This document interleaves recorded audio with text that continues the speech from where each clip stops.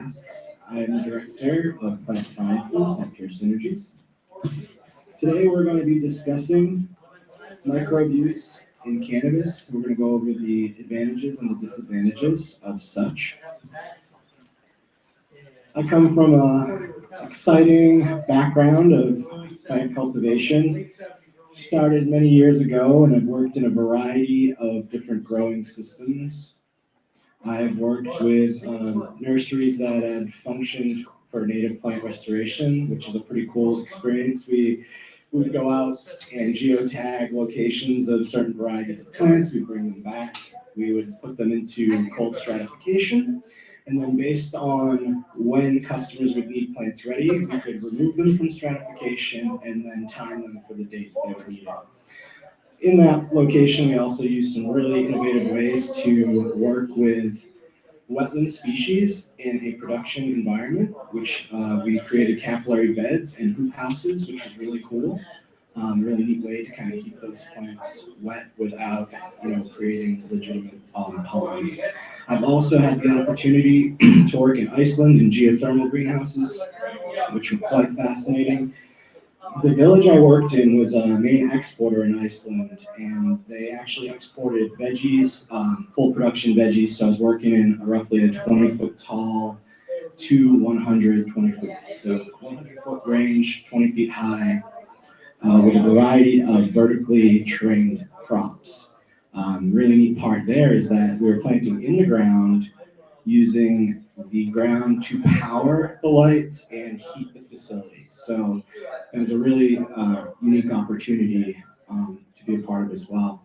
And that village also had a nursery where they would grow native species to help forest Iceland, as nearly most of the forests that had been removed during the early settlers. So only 2% of the forests of Iceland is currently forested.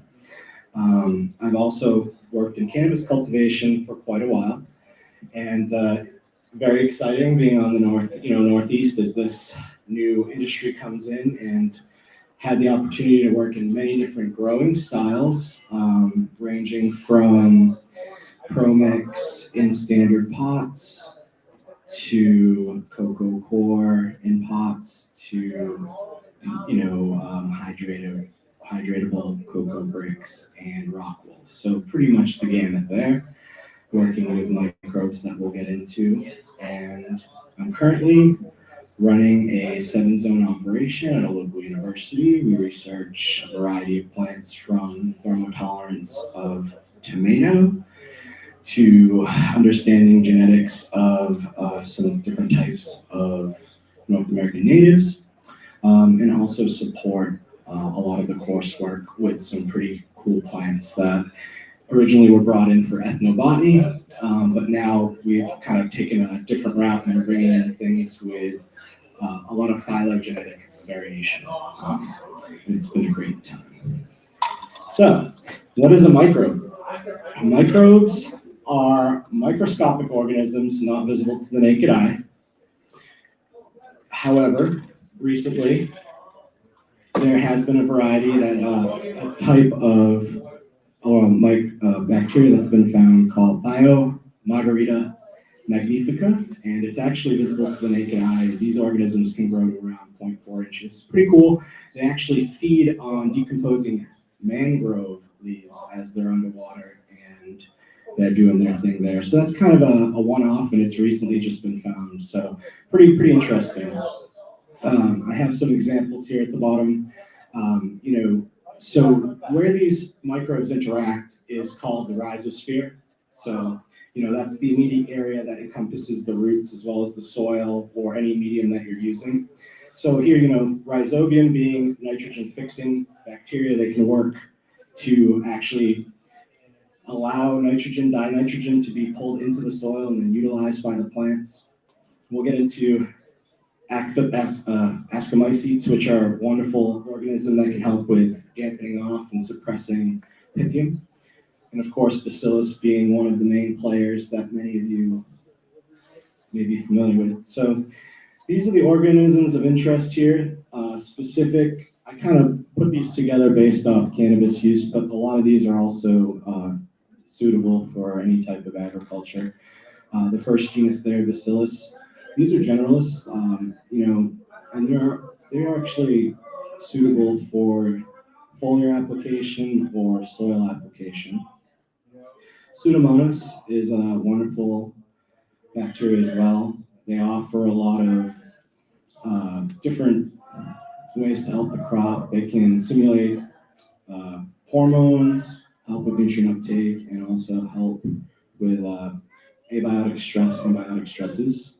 Actinomycetes, as I had mentioned briefly, filamentous bacteria, so they're mobile in the soil, and they're going to be ideal for certain applications in agriculture, and we'll get into that a little bit later.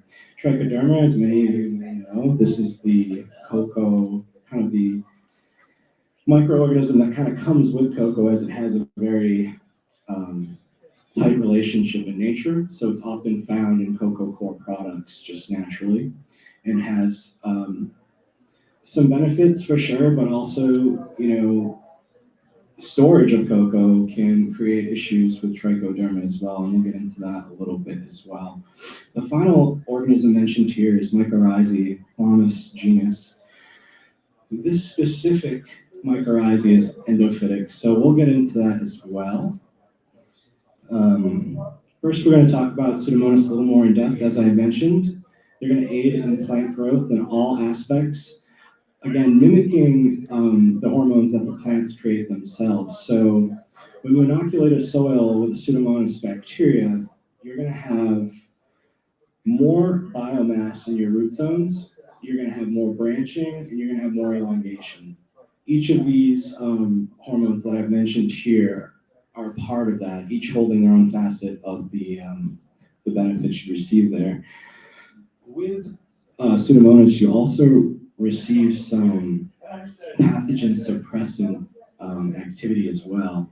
Now, we have to understand our organisms, right? Because we need to know pathogen suppression. What does that mean to Pseudomonas? Does that mean if we're going to be using a Bacillus genus, is it going to be deterring the growth of that, right? So it's really important that we understand, how these organisms are going to interact. Hearing pathogen suppression, well, that means that maybe in a field grown application that you may have had dampening off, or even on late stage blights, this may be an opportune time to use an organism like this that can give you some of that pathogen suppression.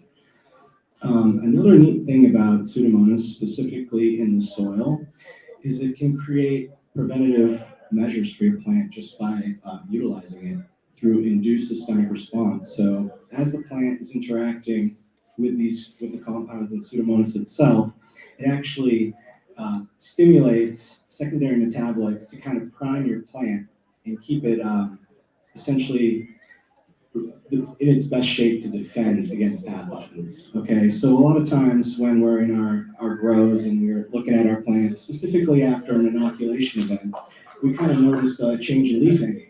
A lot of times people refer to it as, oh, my plants are praying, they're doing really well. That relationship right there, in my opinion, is induced systemic response. We're watching our plants kind of change their leaf angle based off of inoculation, which in many ways could be just simply their transpiration is increased. So they're effectively utilizing the moisture and the nutrition of the soil a lot better. Actinomycetes, wonderful product, but timely product. It's really important to think about when is the best time to use actinomycetes in a grow. So I would say the number one benefit from using actinomycetes is going to be preventing dampening off in seedlings, preventing poor results in cloning. All right. You can see here in this petri dish that in the center it's basically showing the antimicrobial activity of having actinomycetes as well as a pathogen in a petri dish. So you can see there that there's less growth around that center cluster there, and that's that antimicrobial bit that we're speaking of. Now, it does do a lot for your soil as far as kind of going into breaking down organic compounds to release the nitrogen that we spoke about. It's fixing nitrogen, it's releasing it. In the process of doing that, it's making the soil more suitable for your plant to grow in. It's providing, basically breaking down dense soil, compacted soil, and that stuff there. But one thing to notice is if it's suppressing, again, if it's going to suppress and put antibiotics and antifungal compounds into the soil, timing this during your seed germination and timing it during cloning is where it kind of is and ends, right? Once you get your roots and you've got your healthy seedlings and your healthy clones, now you can start to incorporate mycorrhizae, other bacillus, or pseudomonas. But you're not going to want to run this through veg and through flower. In my opinion, optimally, there's other organisms that could, benefit the crop more. But this definitely has a role at certain parts of the grow. So mycorrhizae is a very exciting organism. And as I had mentioned, the mycorrhizae that specifically has a relationship with cannabis is the endomycorrhizae. There's also ectomycorrhizae. That has more of a relationship with trees and other plants like that we'd find, semi-woody or woody plants.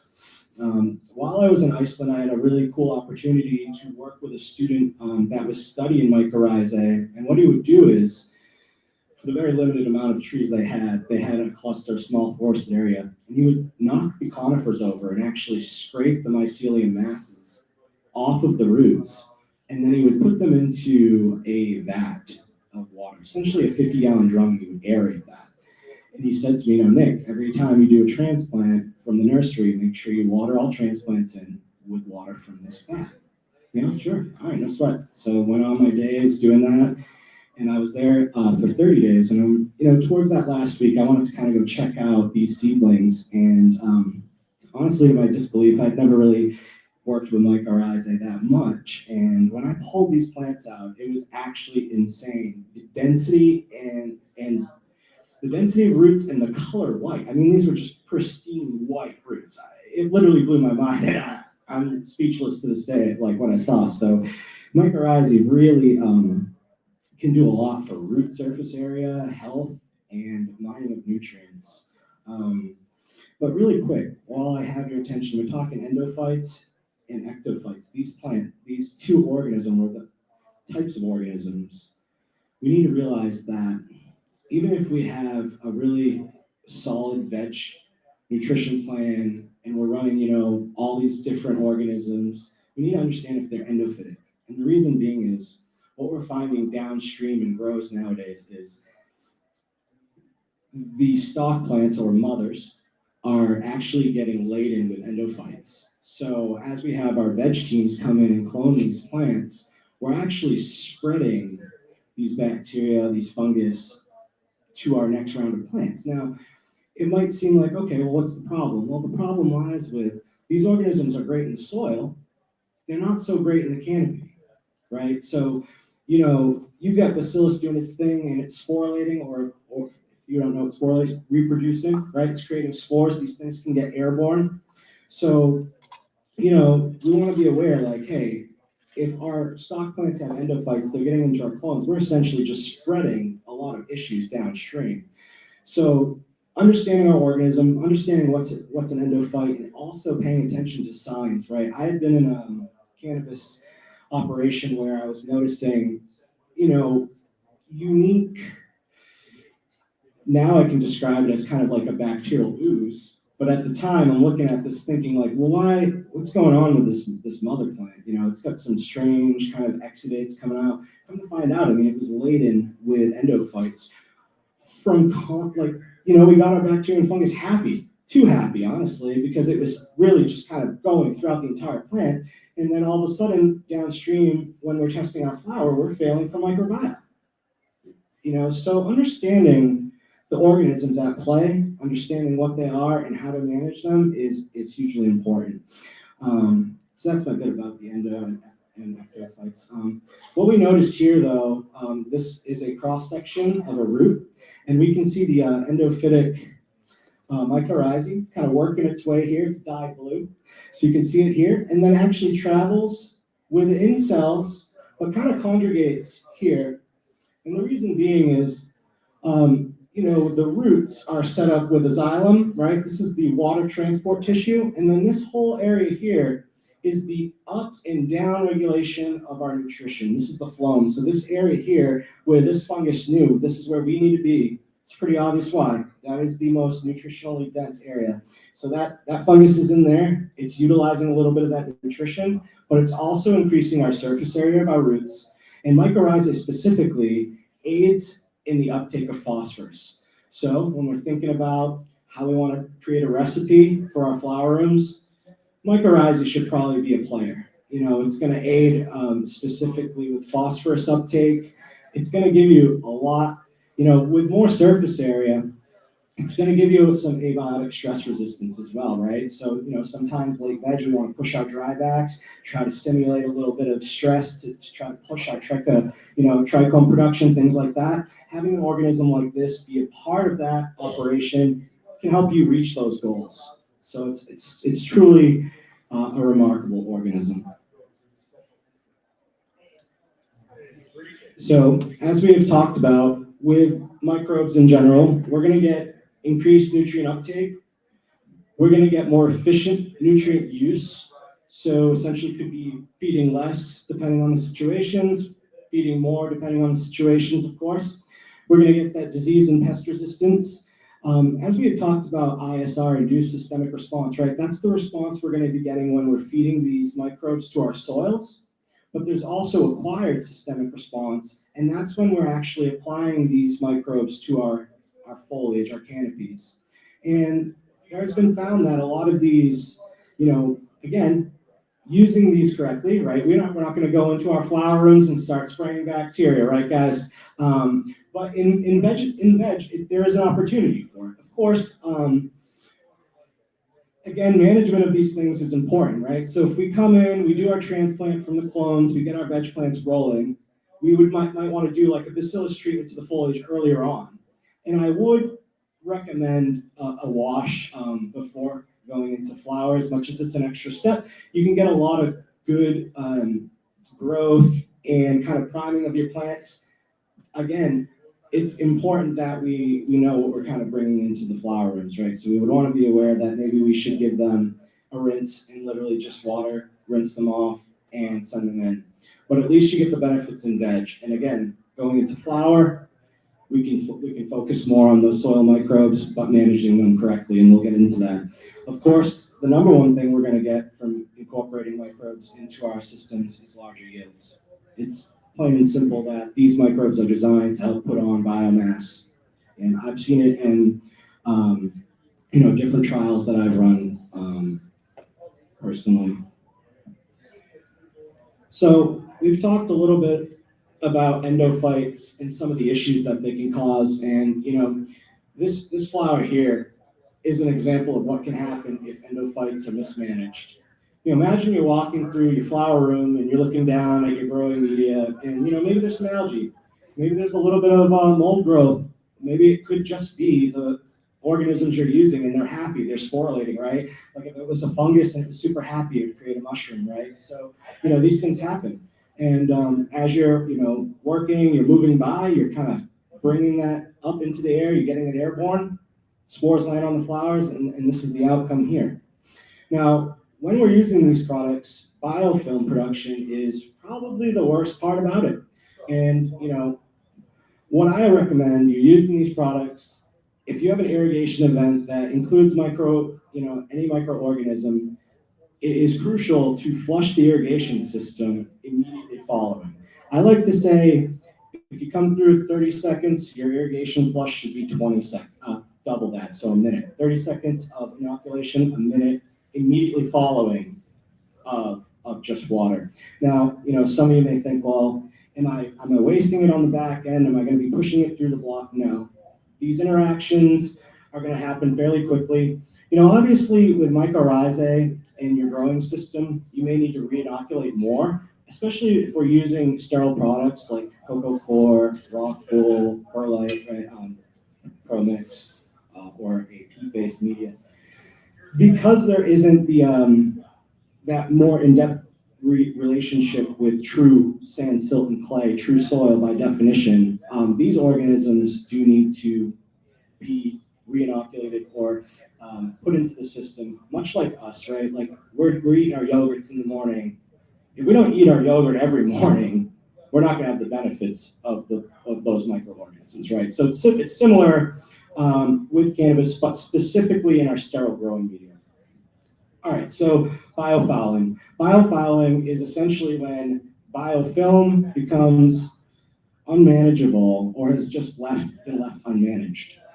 So examples of biofouling, and in my experience, it happened to be, 120 AC/DC plants wilted one morning that were, 5 weeks into flower because, it went unnoticed that these irrigation events weren't getting through some clogged irrigation. So pretty unfortunate. And of course, that can lead to contamination. Right now, in this case of my situation, is like now I've got dry, desiccating material that is an opportune location for any type of saprophyte to find itself and find itself a home and start growing and contaminating further. But we're going to talk about some ways to mitigate that. So balancing the benefits and the risks. Specifically talking about biofouling and biofilms, products that are parasitic acids, the biosafe systems offer a lot of good solutions. Knowing when to use these things, well, I think if we think about the organisms at play and how they function, I always like to use the example of a triangle. The one thing we can't change about the triangle is the host. That sits in the center of the triangle, right? So you have a triangle, you have the host cannabis. Each of the points could be, one, the organism in play, timing, and favorable environment, right? So those are the things we can control. We really can't control the host if we're all growing cannabis. We have some flexibility about what organism we want to use, but ultimately we can control the environment and the timing. And that's how we're going to manage these organisms to be successful in growers. So mentioning parasitic acid, when would we use that? Well, maybe we wouldn't use it day one after inoculating. Maybe not day two, but in a week, we might want to have some people come through and kind of assess, hey, like, have you noticed an increase in root growth? All right, great. Let's watch this for another 5 days. Whoa, all right. We're starting to see, kind of unique masses, maybe some white mass forming on the outside of the cube. That would be a moment right there to kind of take a moment and say, hey, we don't want this as much as it's doing well. Come through either with ozonated water, which is having that free radical of oxygen in your water. I know a lot of facilities have this nowadays. Just having that and going down and just washing the tops of the bricks, the cubes, whatever medium you're using. If it's a pot, maybe time it with a flush so that you're getting that in. Kind of let it. It's not going to be the type of thing where it's going to dramatically, hurt the plant. If you're just coming in there with a little bit of this ozonated water, it's actually going to do a good job of ripping up this organic material and just kind of washing it away. As I mentioned, the parasitic acid treatments, those are wonderful. Just wear your PPE. This stuff's pretty caustic. I've had some experience with that. So again, knowing your signs, identifying them, and intercepting essentially is key.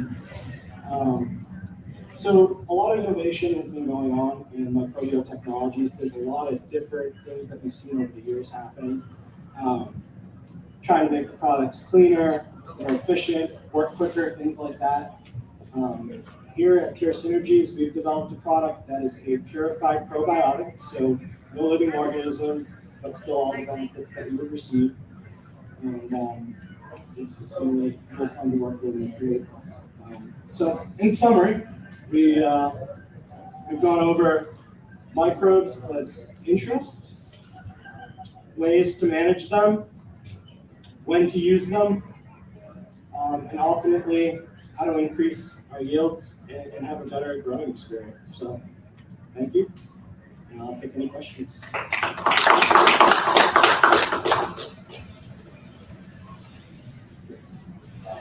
How do you guys get out there to outside? I mean, is there any one of the peaks from the soil? There's more microbes than average. Yes. Yeah. So I think identifying like what microorganisms you have currently at play would then allow you to utilize certain ones, certain ones that we've mentioned.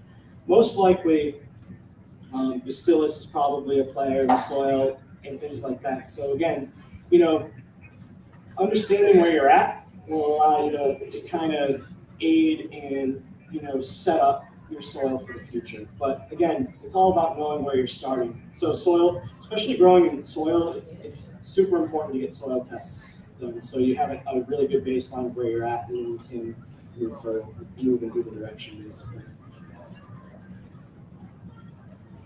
Anyone else? So a lot of growers, right, they implement some kind of microbiology inoculant that has XYZ, Pseudomonas bacillus. How would you recommend or for a grower to start like diving deeper into that, to start being like, I'm not just going to throw like the kitchen sink at this and try and start, coming up with a more specific plan?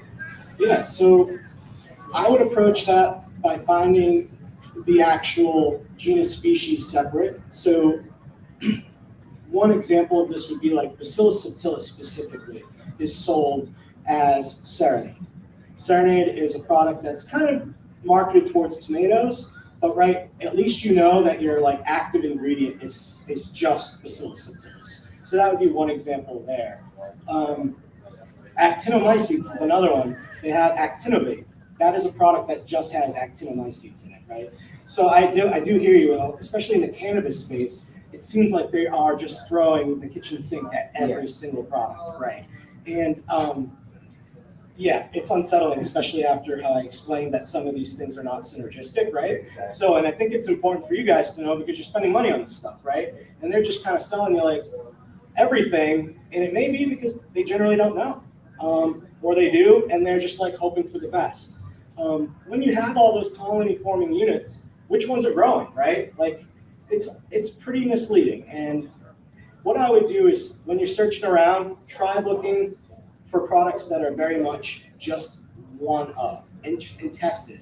Obviously it's difficult in grows, as I was there, and it was always hard to follow through with like a complete experiment. But try to do your best there, and you'll notice, and you'll put markers on it. Say like, we've transplanted these clones today. When will their root tips reach the edge of this brick?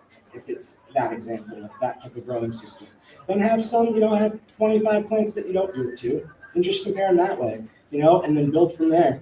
I think that's the best way. Unfortunately, there's no like easy way to do it, right? But you could look at traditional agriculture though, and kind of look at some of the papers that have been written on very specific genus species of these microorganisms, like Bacillus subtilis or Pseudomonas fluorescens, or actinomycetes or streptomycetes, or any of the mycorrhizas. Mycorrhizae is a great product too that you can find separate. Sometimes though they will include multiple species of mycorrhizae, but they all are endophytic. So that one you might have to take like a few different varieties of them. But I think that's okay because they are all functioning that same way. It's not like you have bacillus and all the plethora of other. And I'm thinking of PhotoPlus is literally, it's that huge list, and the foliar pack as well, OG Bioware foliar pack, and the root packs again, like pretty densely laden with multiple organisms. So I would approach it that way, and see what it can do for you. I mean, yeah, absolutely. Yes. What about the organic certification? Yeah. Will it make it double? I don't think it will. Are you speaking about the general? No, I'm about organic certification for plants. Will make me be honest, especially when they get heat. So I can feel like Right. So yeah, what I would think about specifically, because we're dealing with like legislation when we're dealing with organics. So it's really more of a game of, does the product I'm using have the honorary certificate? Because then they don't have it, they don't have any real stance to argue with you. So in your case, if you were trying to take the organic front, we all know these are organic compounds. Let's be real. I mean, we're not synthetically deriving any of the living organisms. However, the OMRI certificate is what I would look at, because then you have proof. This is OMRI certified. These are now organic. Basically, no. Are you saying? Okay, so there is a product. For any of you guys that are interested in OMRI certified products that have these living organisms, I would look for the Xpocanna line. Xpocanna has different products called plant tone, tomato tone, tree tone, all these different tones. Those are OMRI certified products that have many colony forming units. So look for those. Those are for sure, in fact, OMRI certified and have many living organisms. Yeah, absolutely. I'm sorry? Yeah, so pH would definitely play a role in some of the organisms' persistence in the growing system. But a lot of the organisms, once they are mixed with the water and interact with the root zone, there is an initial, again, induced systemic response, just them being there. So if you were in a living soil, yes, pH would matter. You would need to keep your pH in a neutral range, which is fairly large. I mean, you could run 6.5 to 7.5-ish. So none of these organisms favor more basic or more acidic? Not entirely. What you would find is soils that maybe are more wet for longer could favor a certain organism. And in just that happening, there could be a pH fluctuation. But again, I would just understand the organisms that you're working with. Like filamentous bacteria, they're mobile in wet soils. So like in a soil that'd be wet, again, not really playing into the pH so much, but just conceptually understanding, they'll be able to move around a lot freer. You know what I mean? But as far as even the systems I've run 5.8 pH through veg and flower, and I've had benefits from microbes, and I've also run tap water grows with Xpocanna products and have had success. And we, like where I'm from, it's like 8.0. So Tap water is 8.0. yeah, we've got some good water. They keep it like really alkaline by us. I mean, I know there's a lot of it. We can go a lot of I'd say, but it's pretty neat. Yeah, we're testing at 8 out of the gate, 0.06 on the TDS. I have another question on, you mentioned drybacks earlier.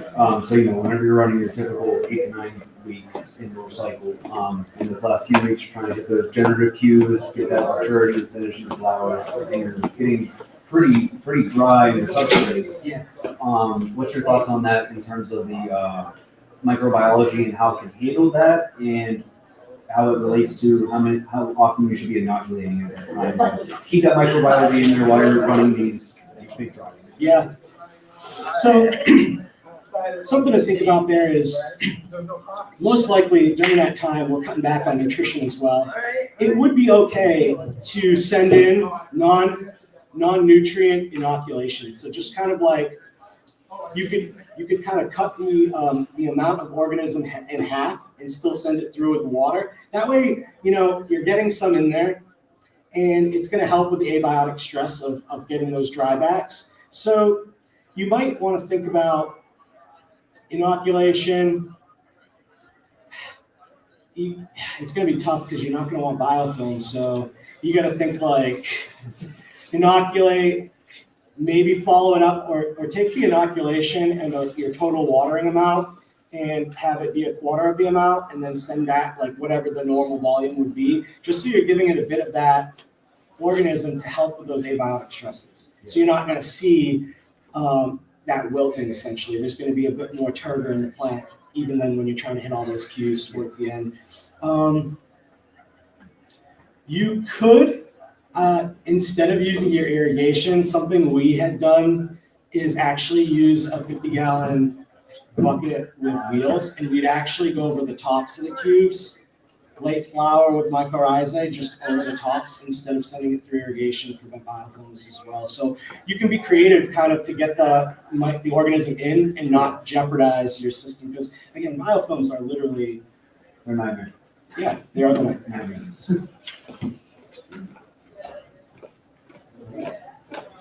So yeah, my email's here. I got some business cards here if folks want to come up and grab some. But you know, I'm happy to talk further about any of this. I really enjoy it. So thank you so much. Yeah, I appreciate it.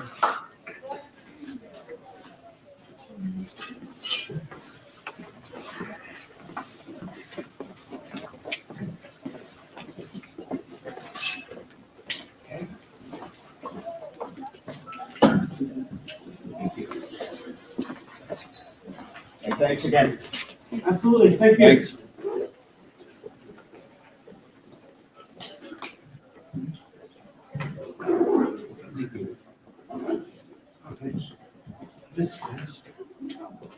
Appreciate it.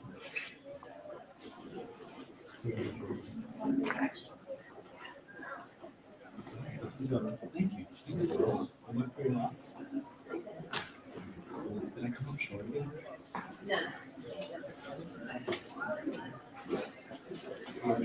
Thank you so much.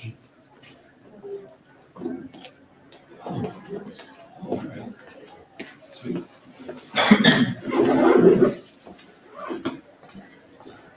Thank you so much, guys. That's awesome.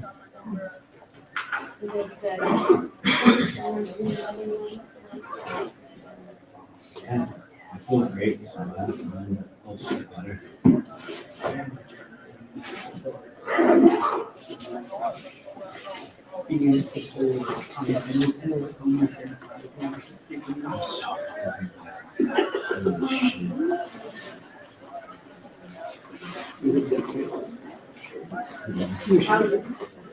It's pretty stringent. It's pretty yeah, it's not that I give a shit about the weather. Honestly, I've been thinking about it, like, they're gonna be weird and crack. That's like the part that I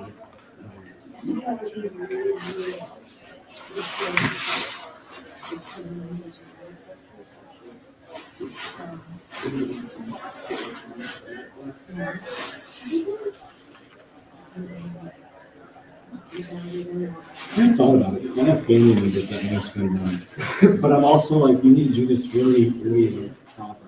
Really 80% submission. Like I said, I'm recording on the read.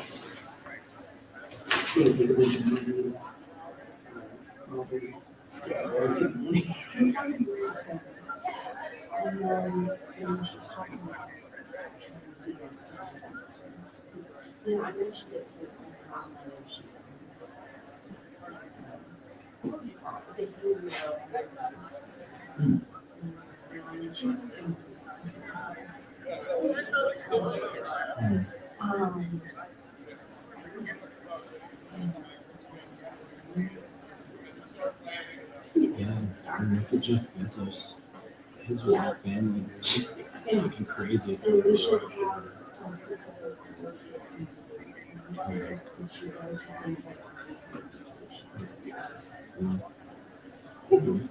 Cool. Wow. I really appreciate that.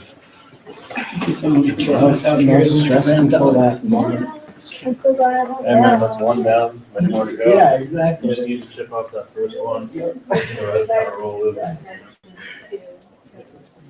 Yeah, at least you did the roof. Yeah, I did it in seventh grade, but I had Shakespeare from my You did throw up, you did finish yourself. Yeah. You're fine. It's a win-win. That's the biggest game.